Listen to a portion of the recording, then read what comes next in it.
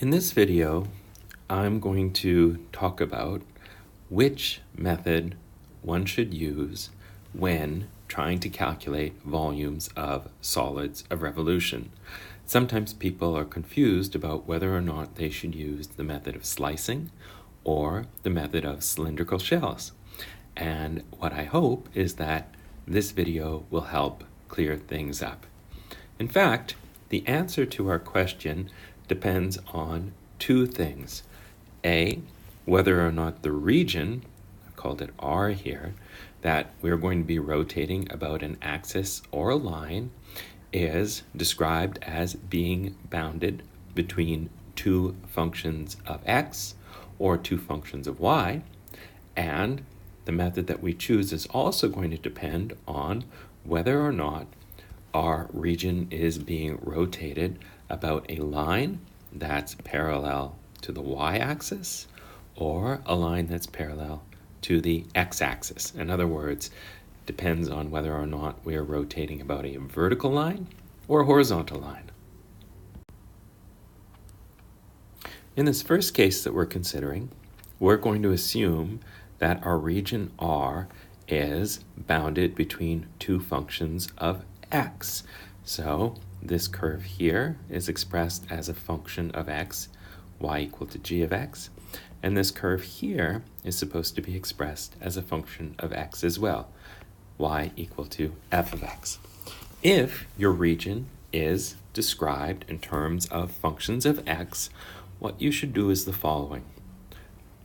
Instead of viewing your solid of revolution as being obtained by rotating your entire region R all at once about a line, what you should do is begin by picking a point X. All right? Pick a point X,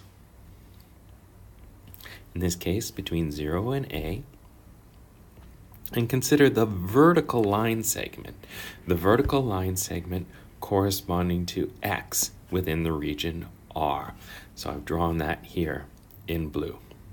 Now, in order to obtain your entire solid of revolution in each case, what you can do is imagine that you rotate this line segment about your line that you're supposed to be rotating about, and you do this for each x between 0 and A in this case here. In this way, you'll obtain the entire solid of revolution. After you've picked your point X here, formed the vertical line segment in R corresponding to X, ask yourself, what sort of shape are you going to obtain when you rotate just this vertical line segment alone about your axis of revolution? Will you obtain a slice, which looks like a disc or maybe a washer shape? If so, you'll want to use the method of slicing.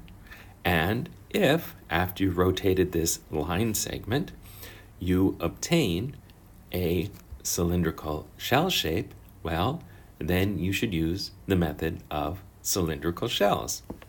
All right. So here is that same statement written.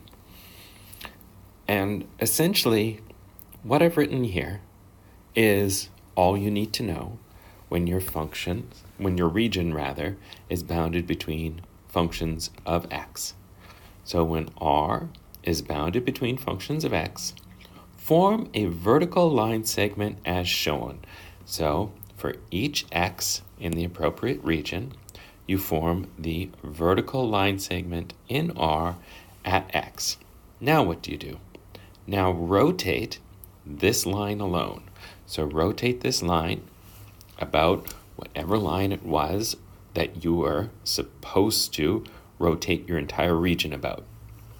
Think about what sort of shape you'll obtain when you rotate this line alone about the line about which you're supposed to be rotating. If you obtain a slice that looks like a disc or washer, use the method of slicing. That seems reasonable. If you obtain a shape that looks like a cylindrical shell, use the method of cylindrical shells. Well, that seems pretty straightforward. Now I'm going to say exactly what's going to happen depending on whether or not you're supposed to be rotating about a vertical line or a horizontal line. In this case here, we're supposed to rotate our region R about the horizontal line y equal to c for some number c. And what do we do? Well, because, again, our region R is supposed to be described as being bounded between two functions of x, for each x corresponding to points in our region R, so in this case for x between 0 and a, we take the vertical slice at x. And now all we need to do is think about what sort of shape will we get when we rotate just this vertical line segment about the line y equals c. Well, to see that, I'm just going to draw the reflection of this line segment and the line y equals c. What do we have? We'll get something like this. And when we rotate this line segment about y equals c, what are we going to do? Well, we're going to end up carving out, or tracing out, a slice that looks like this.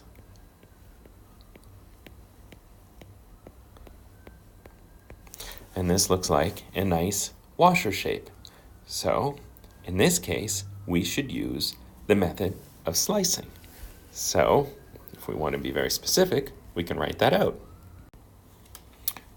So here it is. You can write this down if you want. When R is described in terms of functions of x, as was the case here, R was bounded between two functions of x, y equal to g of x and y equal to f of x. When rotating about a horizontal line y equals c, for example, the x-axis, you can use the method of slicing. I wouldn't actually memorize that myself.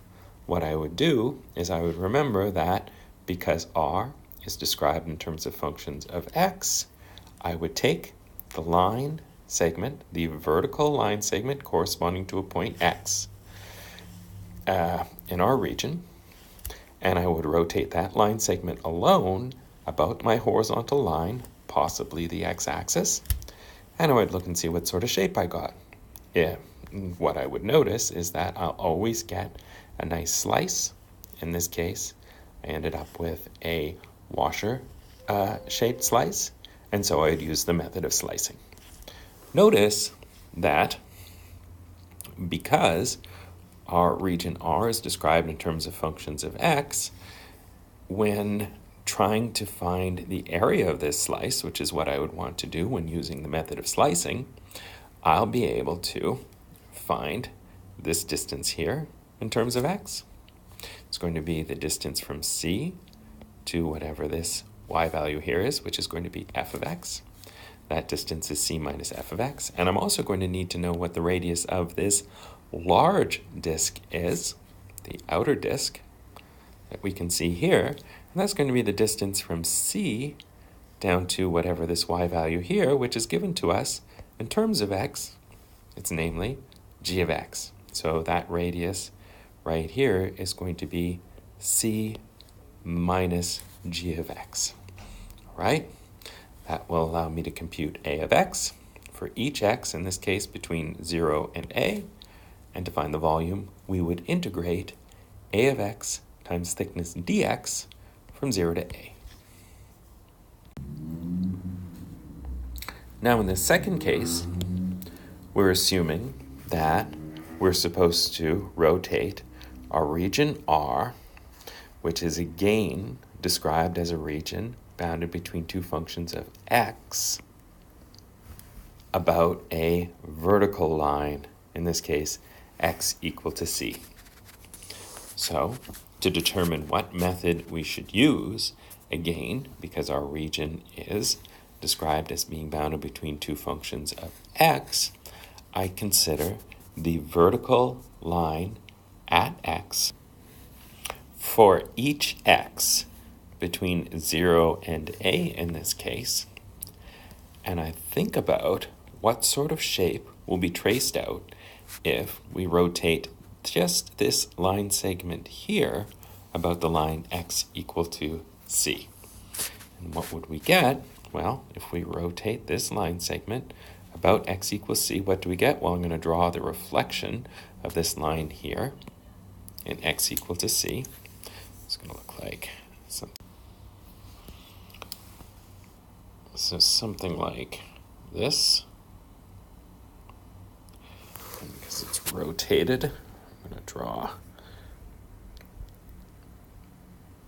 something like that.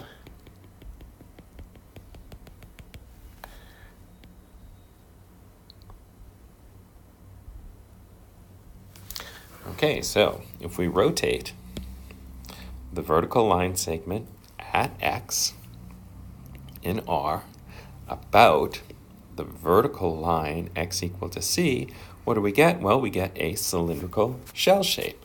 So in this case, we should use the method of cylindrical shells. Let me write that down. So here it is, and you can write this down if you like.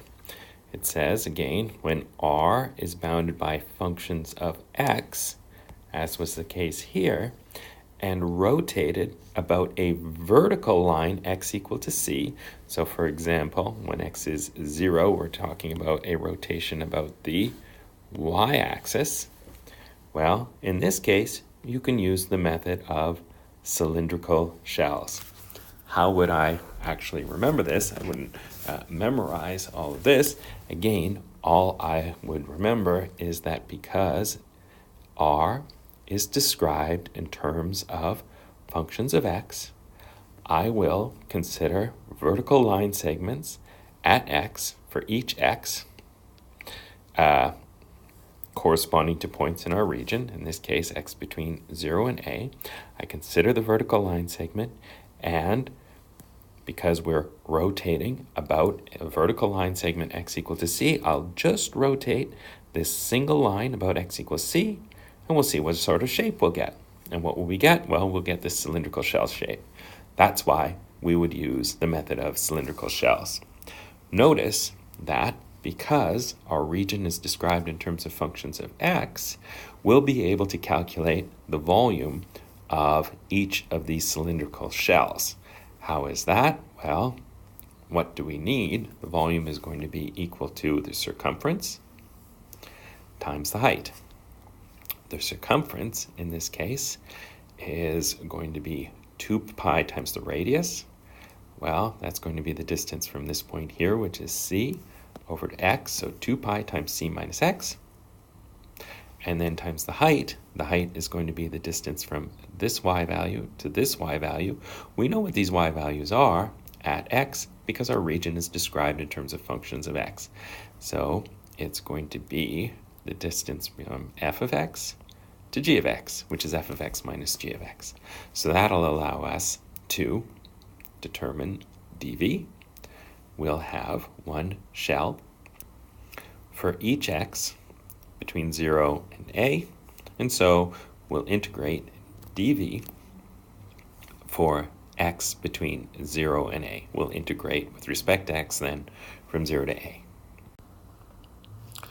So now we're going to assume that we're dealing with a region R that has been described to us in terms of functions of y, not functions of x as we had before. So if our region is most naturally described as being bounded by two functions, x equal to f of y and x equal to g of y, what do we do?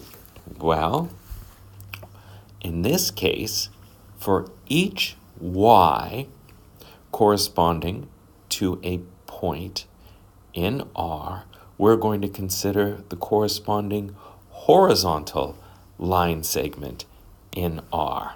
So let's draw that. So taking a y, in this case between 0 and b, we draw the horizontal line segment in R corresponding to y. Now, all we're going to do is think about what sort of shape we're going to get in this case when we rotate our horizontal line segment about the line that we're supposed to rotate our entire region R about. If, when we rotate our horizontal line segment, we obtain a slice, which looks like a disc or maybe a washer, then we'll use the method of slicing. If, when we rotate our horizontal line segment, but the line that we're supposed to be rotating R about, we obtain a shape that looks like a cylindrical shell, then we'll use the method of cylindrical shells. And that's really all we have to remember. So let me write that down. Okay, so here it is. And you can write this down because this is, again, essentially all that you need to remember. When the region R that you're considering is bounded between functions of y, as we have here. So here, R is supposed to be described as being bounded between the function x equal to f of y and x equal to g of y. In this case, when your region is bounded between functions of y, form horizontal line segments. In particular, form the horizontal line segment at y as shown. So for each y corresponding to a point in R, in this case y ranges between 0 and b, we form the horizontal line segment at y. Now, what do? We rotate this line alone. Rotate this line alone.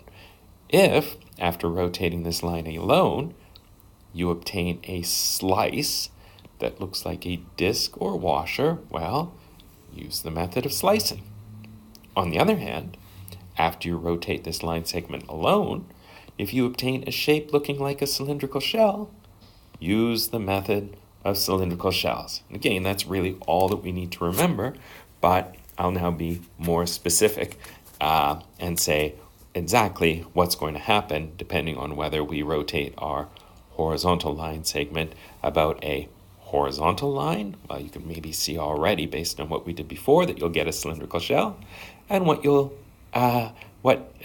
shape you'll see if we rotate about a vertical line. You can probably see already that you're going to get a slice that looks like a washer, and so in this case we would use the method of slicing. But let's be very specific and actually deal with those two cases now. Okay, so we're going to suppose first that we're going to rotate our region R about a vertical line x equal to c. And again, in this case, we're assuming that our region R is described in terms of functions of y. All right, so as before, for each y corresponding to a point in R, in this case y is going to range from 0, the origin, up to b, we form the horizontal line segment at y. What are we going to do? We're going to rotate this line segment alone about the line x equal to c and see what sort of shape we get. If we get a cylindrical shell, we'd use the method of cylindrical shells. If we get a slice, we'd use the method of slicing. In this case, as we'll see, we're going to get a slice. So let's draw it. So rotating this line about x equal to c, what do? I'll just draw the reflection of this line here in x equal to c. You can imagine what's going to happen as this line segment rotates about x equals c. What are we going to get? Well, we're going to carve out a nice looking slice that looks like a washer. So there we have it here. So when we rotated this horizontal line segment at y, which we did because our region was described in terms of functions of y, we got a nice washer shape. So this will be a good method. This will be a good situation, rather, for us to use the method of slicing. So let's write that down. So here we are. You can write this down if you want. It says that when r is bounded by functions of y, as we had in this case, r was bounded by x equal to f of y and x equal to g of y, and r is rotated about a vertical line, x equal to c, for example, when x is 0, we'd be talking about rotating about the y-axis, you should use the method of slicing. Well, again, this isn't something that I would memorize. What I would try to remember is that if r is bounded by functions of y, what can I do? Well, for each y corresponding to a point in our region R, in this case y between 0 and b, I would form the horizontal slice at y. I would rotate that line about, in this case, the vertical line x equal to c, and I would see what sort of shape I get. And what I would see is that I would get a nice slice that, in this case, looks like a disc. So, because I got a nice slice, I would use the method of slicing. Note that this is going to work out well because r is described in terms of functions of y, and so if I wanted to use the method of slicing, I'd need to know the area of the large disk. For that, I would need the radius of the large disk. That's going to be the distance from x equal to c to whatever this x value right here is. And I know what this x value is because this x is just equal to g of y. That's because r was described in terms of functions of y. Similarly, I'm going to need to know what this radius here is. And, well, it's going to be the distance from x equal to c to whatever this x value right here is, and I know what that is. This is x equal to f of y. All right? So the distance from here to here then would be c minus f of y, and the distance from here to here, this large radius, would be c minus g of y.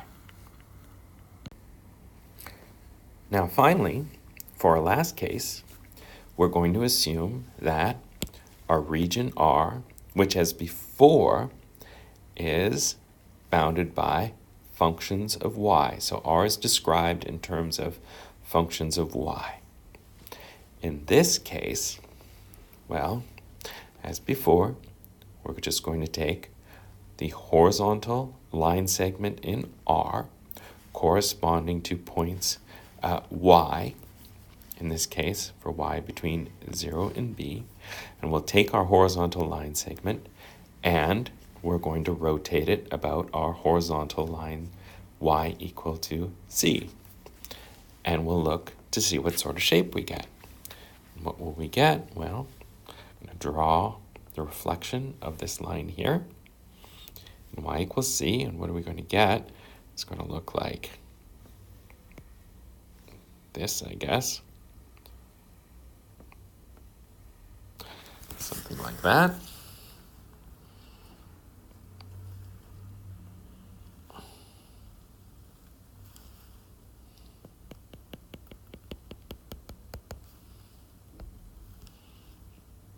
And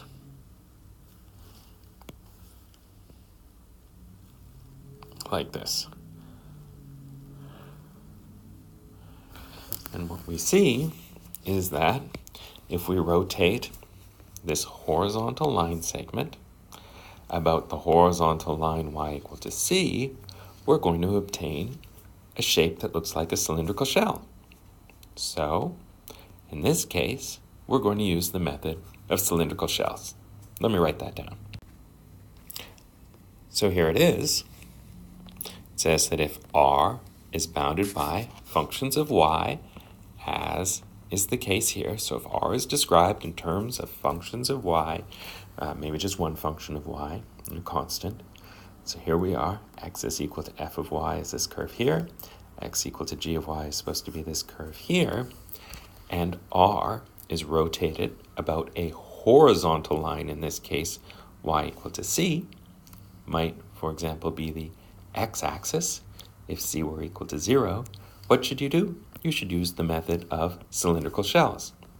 Again, this isn't something that I would try to memorize.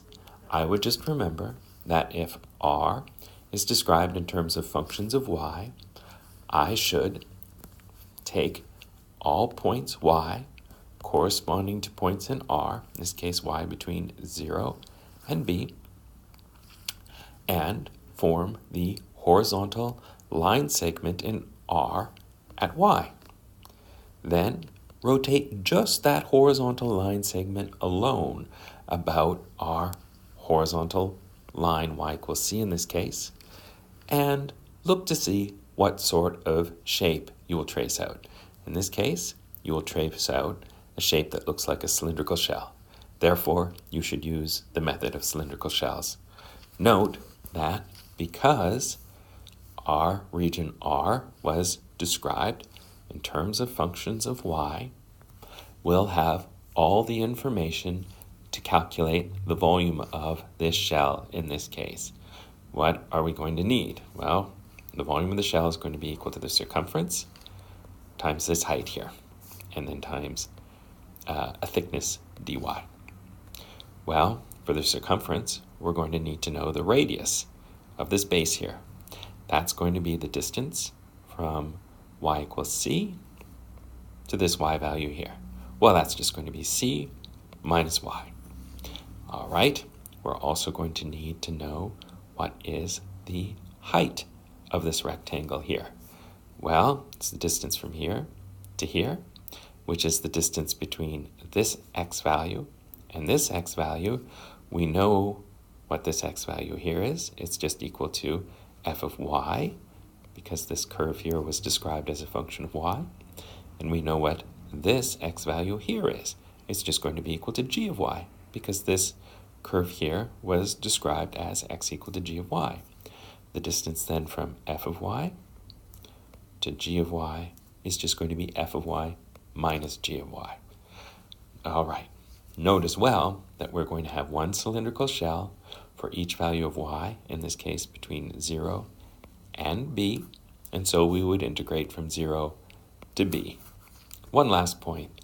Sometimes people might think we should integrate all the way from 0 up to whatever this y value up here is, but no, we should integrate just from 0 to b, because we have one cylindrical shell for each y between 0 and b. Putting all those cylindrical shells together, we will get the entire solid of revolution obtained when we rotate all of r about the line y equals c. That's all.